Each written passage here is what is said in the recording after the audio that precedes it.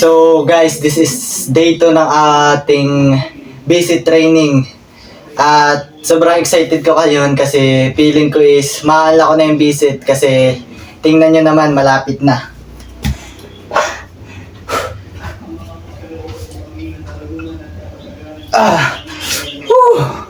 So kulang lang talaga tayo sa flexibility tapos namimitik pa din yung tricep natin. So ang gagawin nating training ngayon is kailangan nating sanayin yung tricep natin na may buhat-buhat na naka visit position. So try lang tayo ng try.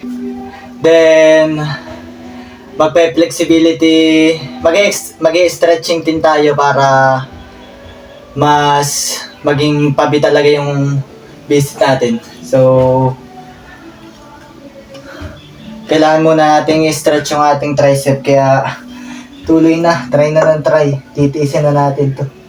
I-hold lang natin yung hindi visit, yung medyo nakabilang, yung hindi naka-straight yung paa. Ganito lang. So, 3 set lang ng ganito, titiisin lang natin para masana yung ating tricep sa pressure game.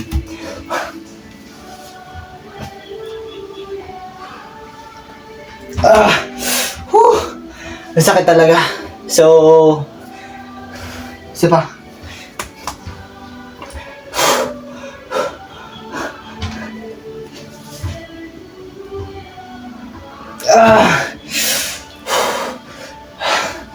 Isa pa. Sakit na. So, kaya na talaga nating mag-visit eh. Talagang namumulikat lang talaga yung tricep natin. So, kailangan lang nating masanay. Sakit. Siguro baka sa day 3 natin makapag-hold na tayo. So, 3 set lang din yung gagawin natin nun. Tapos yung stretching na. Then, tapos na tayo. Tig 3 set lang yun. Bali, 6 na set yung gagawin natin. 2 exercise. So, pahinga lang muna kasi yun na yung first set natin yung kanina. So, ang sakit niya talaga.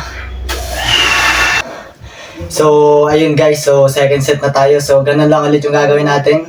Hold lang ulit para masanay sa pressure yung tricep natin. So, game.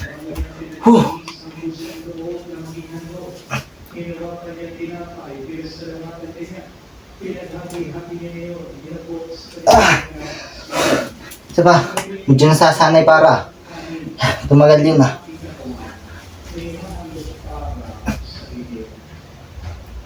Sakit. Isa pa.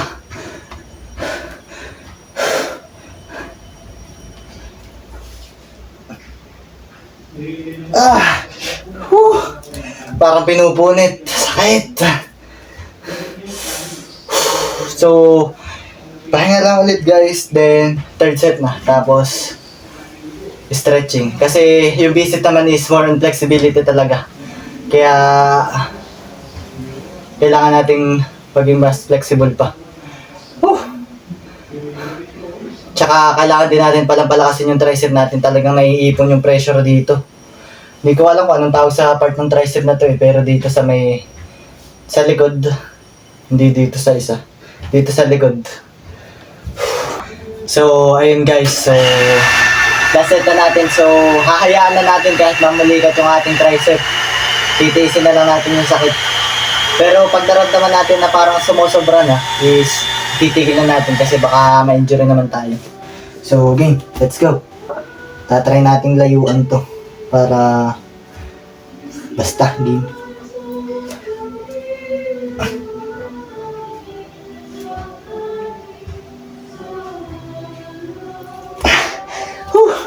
Isa pa.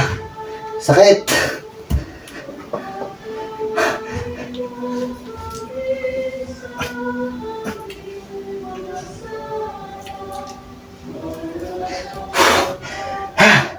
Isa pa.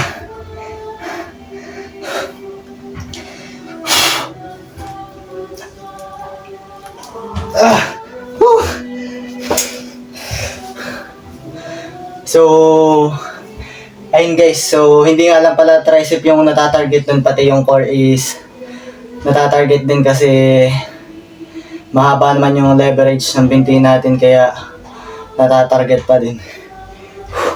So ayun, tapos na tayo sa first exercise. So next exercise na tayo. So first set na agad. So baba natin lang naman natin yung hamstring natin. So game, first set na.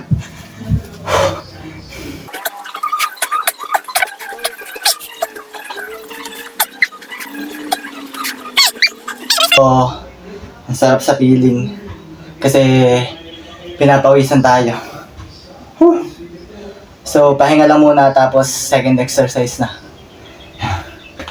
So, ayun guys. So, second set na agad tayo. So, malapit na tayo matapos. Hanggang third set lang naman to.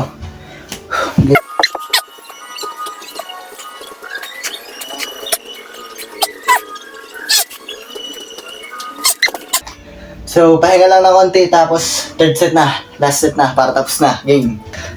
So, ayun guys. So, last set na natin. So, sana naman sa day 3 natin is unlock na natin para may bago tayong maangas na skill na pwede nating lagyan ng combo. So, game. Let's go.